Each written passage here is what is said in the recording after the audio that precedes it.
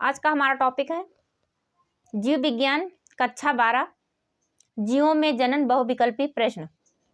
इस कल हमने 1 से लेकर 15 तक क्वेश्चन कराए थे। आज उसके आगे प्रश्न 16 से स्टार्ट करेंगे। तो प्रश्न 16 है, श्यान शब्द संबंधित है। श्यान शब्द संबंधित है लैंगिक प्रजनन से, बी परागण से, सी ग्राफ्टिंग से, डी भ्रूण विज्ञान से। तो आप लोग कमेंट करके बताइएगा कि इसका कौन सा ऑप्शन सही है। श्यान शब्द संबंधित है तो इसका सही ऑप्शन है सी ग्राफ्टिंग से। प्रश्न 17 की तरफ बढ़ते हैं। प्रश्न 17 है, युग्मक जनन में भाग लेने वाली संरचनाएं हैं। युग्मक जनन में भाग लेने वाली संरचनाएं हैं। ए नर या मादा युग्मक, बी मादा युग्मक, सी नर युग्मक, डी बी तथा सी दोनों। तो इसका सही ऑप्शन है सी। क्या है? तो इसका सही ऑप्शन है सी नर युग्मक। प्रश्न 18 की तरफ बढ़ते हैं। प्रश्न 18 है, क्लैडोफोरा के युग्मक हैं। क्लैडोफोरा के युग्मक होते हैं ए उगेमस, बी विषम युग्मक, सी सम युग्मक, डी ए सभी। तो क्लैडोफोरा के युग्मक होते हैं तो इसका सही ऑप्शन है सी सम युग्मक। क्या है? तो सम युग्मक। यदि आप चैनल पर पहली बार आए हैं तो चैनल को सब्सक्राइब करिए, वीडियो को लाइक करिए, वीडियो को ज़्यादा से ज़्यादा शेयर करिए और कमेंट बॉक्स में अपना एक प्यारा सा कमेंट लिखिए।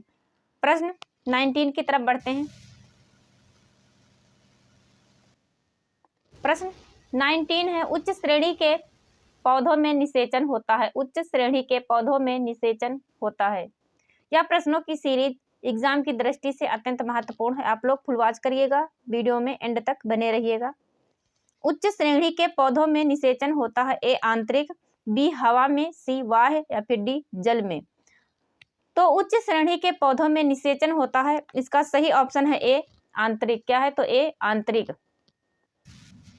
प्रश्न 20 है, पत्ती द्वारा कायिक जनन होता है। पत्ती द्वारा कायिक जनन होता है ए डायोस्कोरिया वल्बिफेरा, बी शतावर, डी डेहलिया या डी ब्रायोफिल्लम।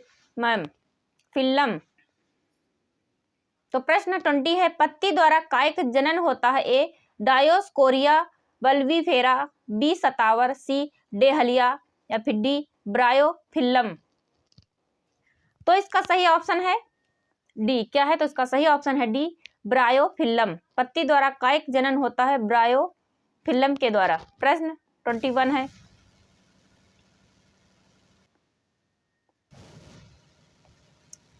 प्रश्न 21 है, चल बीजाणु द्वारा जनन होता है। चल बीजाणु द्वारा जनन होता है ए एलोथ्रिक्स, बी स्पाइरोगाइरा, सी क्लोरेला या फिर डी उडोगोनियम। प्रश्न 21 है तो आप लोग कमेंट करके बताइएगा।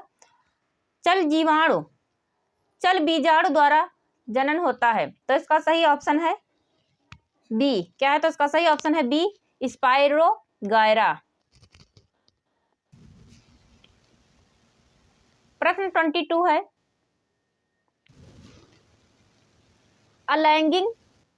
अलैंगिक जनन को कहते हैं ए बीजाणु जनन, बी कायिक जनन, सी एकल जीव जनन या फिर डी इनमें से कोई नहीं। तो अलैंगिक जनन को कहते हैं,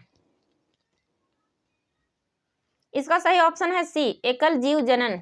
क्या है? तो इसका सही ऑप्शन है 22 का सही ऑप्शन है एकल जीव जनन। प्रश्न 23 की तरफ बढ़ते हैं। प्रश्न 23 है, निम्नलिखित में से कौन तने का रूपांतरण है। निम्नलिखित में से कौन तने का रूपांतरण है ए अरबी, बी शकरकंद, सी ब्रायोफिल्लम या फिर डी खट्टी बूटी।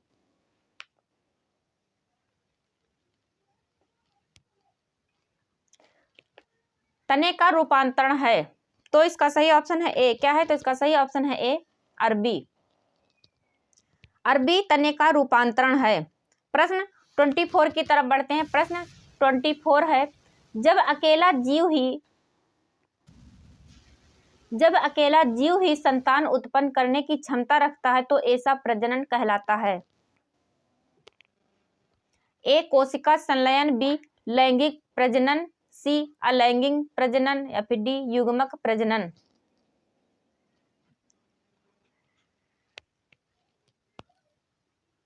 जब अकेला जीव ही संतान उत्पन्न करने की क्षमता रखता है तो ऐसा प्रजनन कहलाता है। इसका सही ऑप्शन है सी अलैंगिक प्रजनन। प्रश्न 25 की तरफ बढ़ते हैं। प्रश्न 25 है, अनिषेक जनन होता है ए मधुमक्खियों में, बी टर्की में, सी ए बी दोनों में या फिर डी इनमें से कोई नहीं। आप लोग कमेंट के द्वारा अपनी राय दीजिएगा। अनिषेक जनन होता है तो इसका सही ऑप्शन है सी ए और बी दोनों। प्रश्न 26 है, प्रश्न 26 है, कुस्पी पादपों में निम्न में से कौन सी घटना पश्च निषेचन होती है। पुष्पीय पादपों में निम्न में से कौन सी घटना पश्च निषेचन होती है। ए परागकणों का हस्तांतरण, बी भ्रूण का विकास या फिर सी पुष्प का निर्माण या डी परागकणों का निर्माण।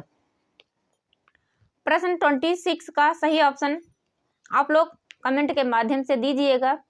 पुष्पीय पादपों में निम्न में से कौन सी घटना पश्च निषेचन होती है तो इसका सही ऑप्शन है बी। क्या है तो इसका सही ऑप्शन है बी भ्रूण का विकास। क्या है तो भ्रूण का विकास। प्रश्न 27, प्रश्न 27 है, शैवाल अलैंगिक जनन करते हैं। शैवाल अलैंगिक जनन करते हैं ए कोनिडिया द्वारा, बी कलिका द्वारा, सी चल बीजाणु द्वारा या फिर डी इनमें से कोई नहीं। तो प्रश्न 27 का सही ऑप्शन है सी चल बीजाणु द्वारा। किसके द्वारा तो चल बीजाणु द्वारा। प्रश्न 28 की तरफ बढ़ते हैं। प्रश्न 28 है,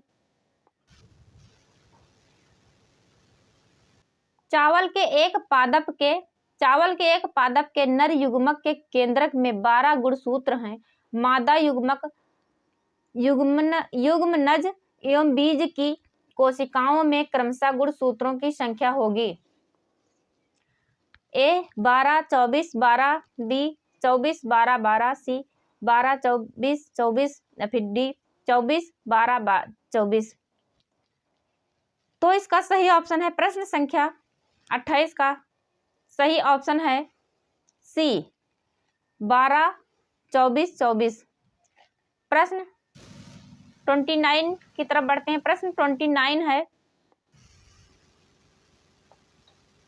प्रश्न 29 है, लैंगिक जनन द्वारा निर्मित संतति अलैंगिक जनन द्वारा उत्पन्न जीव से बहुत अधिक विभिन्नता दर्शाती है क्योंकि लैंगिक जनन लंबा प्रक्रम, बी जनकों के युग्मकों के आनुवांशिक संगठन में गुणात्मक भिन्नता होती है, सी दो भिन्न जातियों के जनकों से आनुवंशिक पदार्थ आता है या फिर डी लैंगिक जनन में अधिक मात्रा में डीएनए प्रयुक्त होता है। तो प्रश्न 29 का सही ऑप्शन आप लोग कमेंट के माध्यम से दीजिएगा।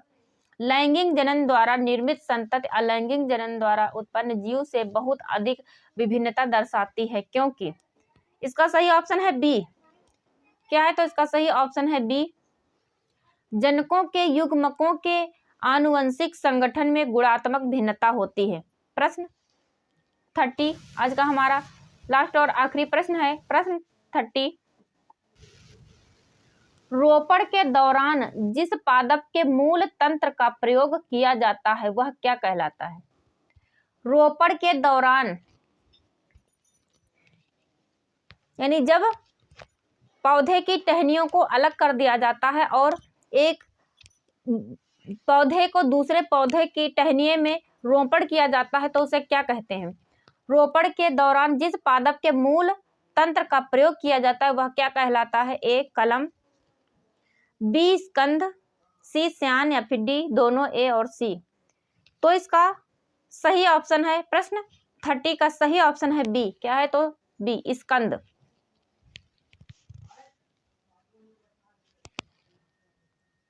तो आज की हमारी क्लास यहीं तक, फिर मिलते हैं नेक्स्ट डे एक नए प्रैक्टिस सेट के साथ। तब तक आप लोग हमारे इस प्रैक्टिस सेट को देखते रहिए। चैनल पर पहली बार आए हैं तो चैनल को सब्सक्राइब करिए, वीडियो को लाइक करिए, वीडियो को ज़्यादा से ज़्यादा शेयर करिए, कमेंट बॉक्स में अपना एक प्यारा सा कमेंट लिखिए।